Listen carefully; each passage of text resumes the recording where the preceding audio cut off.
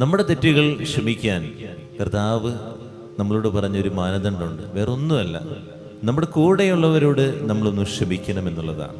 ഈ നോമ്പിൽ എനിക്ക് ആരുടെങ്കിലും ശത്രുത എൻ്റെ ഉള്ളിലുണ്ടോ, വെറുപ്പുണ്ടോ? ഇപ്പോഴും ഞാനത് വെച്ചുകൊണ്ട് തന്നെയാണ് മുന്നോട്ട് പോയിക്കൊണ്ടിരിക്കുന്നത്, നോമ്പെടുത്തുകൊണ്ടിരിക്കുന്നത് എങ്കിൽ ഓർക്കുക, എൻ്റെ തെറ്റുകൾ കർത്താവിനോട് ക്ഷമിക്കുകയില്ല. വേറെ ഒന്നും കർത്താവിനോട് പറഞ്ഞില്ല.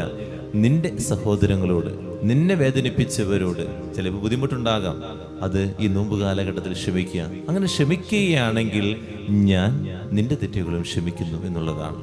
അതാണ് ദൈവം നമ്മോട് പറഞ്ഞിരിക്കുന്ന ഒരേ ഒറ്റ കാര്യം. വേറെ ഒന്നും നമ്മളോട് പറഞ്ഞില്ല. നമ്മളോട് മെഴുകുതിരി കത്തിക്കാനോ അല്ലെങ്കിൽ നേർച്ചകൾ കാഴ്ചകൾ സമർപ്പിക്കാനോ ഒന്നുമല്ല. നിന്റെ തെറ്റുകൾ ക്ഷമിക്കണമെങ്കിൽ നിന്നോട് തെറ്റുകൾ ചെയ്തവരോട് നീ ക്ഷമിക്കുക എന്നുള്ളതാണ്. നമുക്ക് ഈ നോമ്പ് കാലഘട്ടത്തിൽ അതിനു വേണ്ടി ഒന്ന് പ്രാർത്ഥിക്കാം. എൻ്റെ ജീവിതത്തിൽ എന്നെ വേദനിപ്പിച്ചവരുണ്ടാകാം, മുറിപ്പെടുത്തിയവരുണ്ടാകാം, ക്ഷമിക്കാൻ പറ്റാത്ത വ്യക്തികളുണ്ടാകാം. അവരോടൊന്ന് മനസ്സ് തുറന്നൊന്ന് ക്ഷമിക്കാൻ, അവരെ പ്രാർത്ഥനയിൽ കൊണ്ടുവന്ന് ഇങ്ങനെ സമർപ്പിച്ചുകൊണ്ടിരിക്കുക. പതുക്കെ ആ ക്ഷമ നടക്കുകയുള്ളൂ.